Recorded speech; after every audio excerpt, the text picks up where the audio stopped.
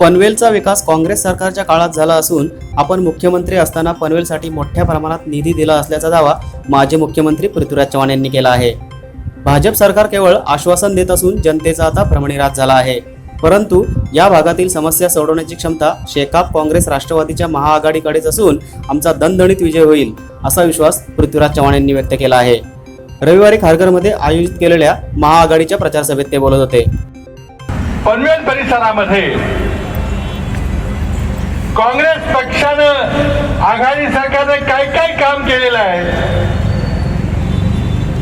काय काय सुविधा केलेल्या त्या पनवेल महापालिकेचा पाया कुणी गाठलेला आहे।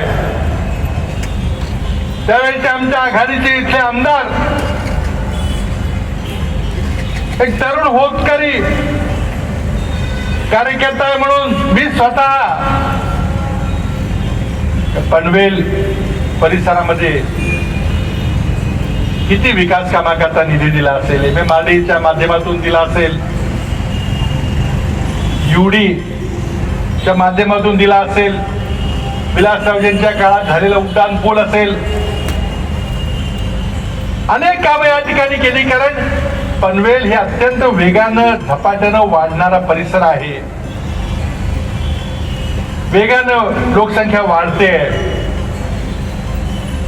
वाढत्या नागरिकांचे प्रश्न आहेत आणि त्या विकासाची दिशा सुनियोजित विकास करणं आवश्यक आहे।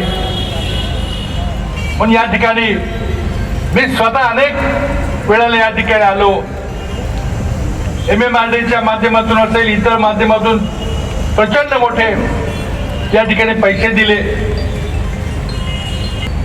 निवडणुकीपूर्वी आणि निवडणुकीनंतर भारतीय जनता पक्षाच्या केंद्रीय नेतृत्वानं आणि भारतीय जनता पक्षाच्या राज्यस्तरीय नेतृत्वानं काय काय तुम्हाला आश्वासनं दिली होती, काय काय घोषणा, काय काय दिवस स्वप्न,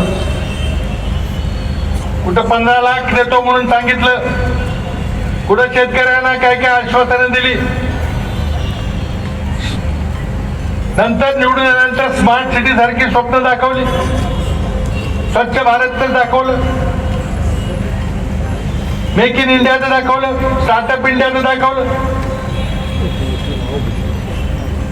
पण आज मोदी सरकारला 3 वर्ष झालेली आहेत आणि फडणवीस सरकारला देखील 2.5 वर्ष होऊन गेलेली आहेत। आज देशात पाहिलं, राज्यात पाहिलं, तो लोकांचा भ्रमनिरास व्हायला लागलेला आहे।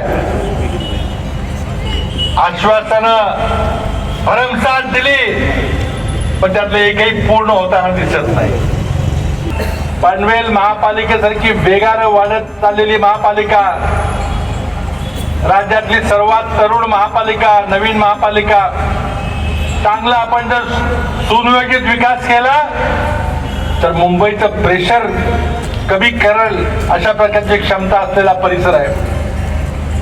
माणसं कंटाळू आहेत, इथं खूप काही होऊ शकतं।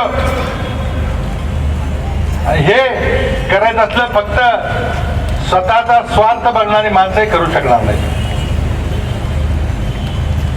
कुठं काही काम मिळतंय का, कुठं कॉन्ट्रॅक्ट मिळतंय का, एवढं बघून चालणार नाही। या महापालिकेचा सर्वांगीण विकास करण्याकरता या महाआघाडीने तो संयुक्त जाहीरनामा त्या ठिकाणी सादर केलेला आहे। त्या जाहीरनाम्यात आपण जर पाहिलं तर या महापालिकेचा सर्वांगीण विकास करून इथं रोजगाराचे प्रश्न सोडवण्याकरता, इथं राहणीमानाचा दर्जा वाढवण्याकरता, इथल्या वाहतुकीच्या समस्या सोडवण्याकरता जे काही उपक्रम या ठिकाणी आपल्याला प्रस्तावित केले तरी करून दाखवणार ही क्षमता आमच्यामध्ये। आणि आज आपण पाहिलं तर सगळे 4-5 पक्ष एका व्यासपीठावर आलेलो आहोत। जागा वाटप आम्ही करून घेतलेली आहे, कुठेही काही वाद नाही आहे आणि त्यामुळे येत्या निवडणुकीमध्ये त्या पुरोगामी विचाराच्या महाआघाडीचा दणदणीत विजय झाल्याशिवाय राहणार नाही।